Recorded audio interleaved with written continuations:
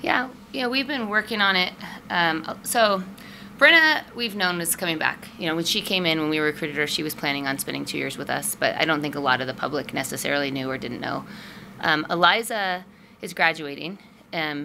She's been here her and the Trunks came in together, but she redshirted. So I think that that's been kind of confusing, but just with the internationals, there's not very many who are picking to choose or choosing 6 years, right? So it was, are you going to graduate and stay? And in the beginning of the year, I think it was kind of for her dependent on how the season went. And, she'd been injured multiple times and had a rough go at it. And she's just been great, even though there was the setback with the concussion. But she's been great this year and had a really good time with the team. And then the Trunks, we started talking about it in the spring a little bit. We started joking about it some, just knowing that there's two of them. And that's a challenge to replace, right? It's two at the same position. It's not like they're fraternal twins that one's a point guard and one's a post player or something. They're the same. And so we've been kind of joking, pushing them for a while. And then when they left to go home in summer, they had a little bit of a conversation with me, and I was thinking that it was looking good. But then about 2 weeks ago, they sat down with me. So I just found out about Lies early this week. But then they sat down with me and Stacy a couple weeks ago and told us what they had decided for sure. And I don't know if the Lee thing kind of pushed their hand or not. I think they were leaning that direction anyway. But they really love playing with each other. And who knows what that's going to be like at the next level professionally. And I think they love being here. They love their teammates and they love Spokane and how that's all gone well for them. And so we're really excited. The four of them, they're good players. So we'd like to hope that, there's going to be no other movement, but you're in decent shape if you just look at that right there off the top of your head. So it kind of fun. We got it with Abby took the COVID year and Sierra took the COVID year. There's someone else that I'm not thinking about right this second. I don't know. But it's a weird thing, and it's a once-in-a-lifetime situation. Hopefully we're never going to deal with that mess again. So we're happy that we had the right people here at the right time who are choosing to come back and do this for us. I'm really excited for them and what our team's going to be able to do. It'll be different. Everybody, there'll be that part where everyone assumes that, oh, well, they did that and they've got everybody back, and so they're going to do this, and hopefully that's how it works out. But we're going to be a different team. We're going to add a couple because then 2 years out, it looks like a lot of people graduating possibly, depending on what happens with that, and so we're not going to be exactly the same, but to have caliber of play or person that those guys are, and the caliber of player, you're happy to have them for any years you can get them, but to get them for the extra one is really going to be special. Players want to come play here and having players want to stick around and get as much time here as they can. Is that something that you can take a lot of pride in, knowing that this is a place where people want to come and play for you? Yeah, it's meaningful. I think that relationships really matter to me, and I think they matter a lot to my assistants. That's the type of people who we are. And so if it didn't matter that much to us, then maybe it wouldn't be as special. But because we're all really relational, and we try to invest a lot in them. And, sometimes it gets taken one way, and sometimes it doesn't always get received in the way that we feel like we're putting it off. But I think that it is a testament to my staff and, what they've done for those guys and what they've built with them in relationship and their teammates. I think we spend a lot of time trying to be a cohesive unit, trying to be, a together piece and, care about them on the court, care about them off the court. And, so a little bit, it does make me smile knowing that because nowadays all four of them could go someplace that you might quote bigger. I don't know that you'd say better. But they could go someplace else. They've got plenty of options, and I'm just glad that they chose us again. You addressed the crowd after the game, obviously final regular season home game here, but again, what has just the crowd meant this season, specifically that you went undefeated at home and this conference this year has so little room for error? Yeah, they're really great. We don't come out, if we do come out flat, then we don't stay flat for very long because they recognize it and start cheering for us. They're clapping for us even though we can't clap on cue very well this year with our video, but they're there. They're just there. They just keep showing up. And this year's been a grind, and so there's a lot of unknown this year. Who am I going to have to practice with? Who am I going to have to play? What player do I have to move out of position? And that has been a steady thing. Is we just knew that this building was going to be full every day, and really that they were going to give us their best, like we were trying to put out there for them. And there are some blips along the way, of course, and they just make it they make it so uniquely special. And the alums that are here, you know, some of them, we've got a few. Katie Campbell's back, and she's younger, and you know, I don't know what other Emma Wolfram played here during this time, but you know, Tatri Lorenzo, Heather Bowman, Katie Pritchard, Katie Ridenauer, Ashley Anderson. You know, so many of those guys were here when it was building, and they are just so impressed. We got Megan Winters and Steph Golden, and they just can't believe what it's like still. When a lot of them were here Thursday and today, and so it's very special for them as well. So I'm happy to be a part of it. I feel really lucky to be a part of a program that's supported like we are here.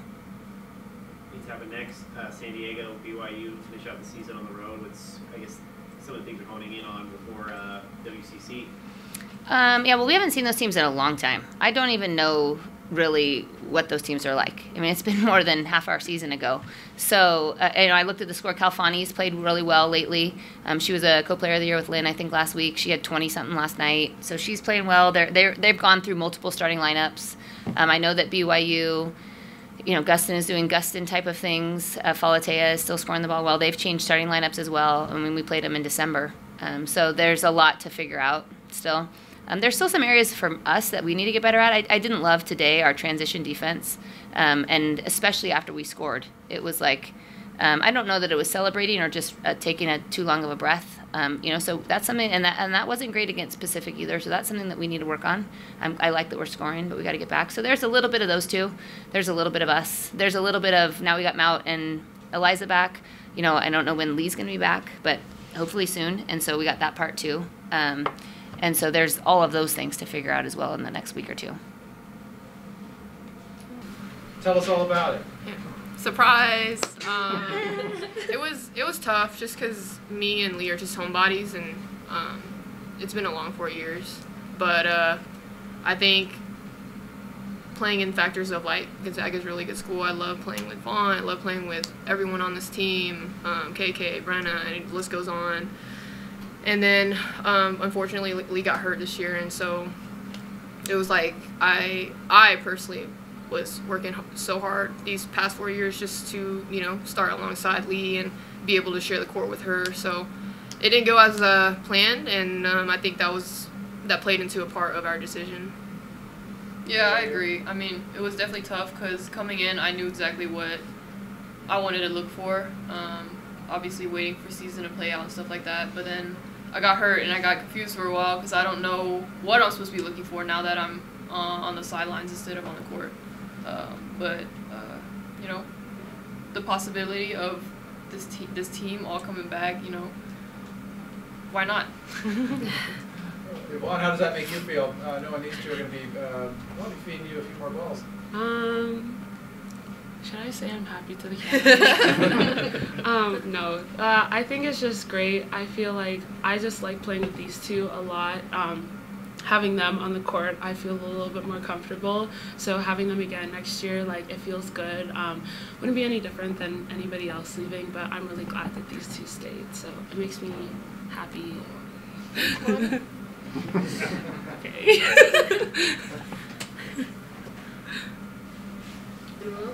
Undefeated at home this season. I mean, just can you talk about not just the crowds that you guys have had this year, but how important it was to protect home court this season, considering there's so little room for error in this conference? I feel like that's something that we're always trying to like protect, like whether it's like a tough game and like any like type of game, like we're always trying to like come here and play our best here, because at the end of the day, like this is our place, this is our home, so like protecting our home kind of like comes with just playing good and playing well every single game and showing up. So I feel like that's something that we were able to keep consistent this season. What is it going to be like, I guess, for you two to play possibly next to each other next year? You know, is it going to mean that much more considering what you have to go through this season and what that moment might be like? I think so. I mean, it's been a while if I think about it. What, 2.5 months? That's the longest I've been out for an injury. So I'm excited. I'm excited to get back on the court with Lynn. Yeah. Any chance that might happen this year for you? I'm trying to work back to it. I just a day-by-day progression. And then I've been checking up with Doc and stuff like that. So we'll see. What are the big things you guys need to, I guess, hone in on the last 2 road games before you guys get to the conference tournament. Yeah, we can't take a break. Again, BYU came here, and it's been a while since we played BYU in San Diego, so we gotta make sure we finish the season off and then get ready for Vegas and then NCAA tournaments. How important is it to win the regular season championship? I know you guys fell short last year. Chance to go down to BYU and possibly earn that back. I'm just excited again.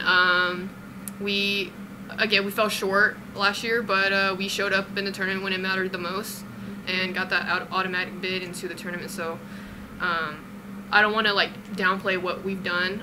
We just got to see through to the end. Yeah. You guys won 25 games, which very few teams, even fully healthy ones, are able to do. Looking back on this season, you must feel pretty proud of what you've accomplished, given the circumstances, especially. Yeah. Very Sigh of relief that it Yeah. actually worked out. I feel like, especially at that one point where we had 7 players, you look back on it and you're like, oh my gosh, how do we get through that? But I feel like now, as our team's really coming back and we finally have Maud and Eliza's back and stuff like that, just knowing that we were able to continue to stick together and play well during that time, it just shows how much we can grow as a team. Still, even though the season is coming to a close and all the conference tournaments and stuff like that, we can still build. So there's no kind of waiting on anything else.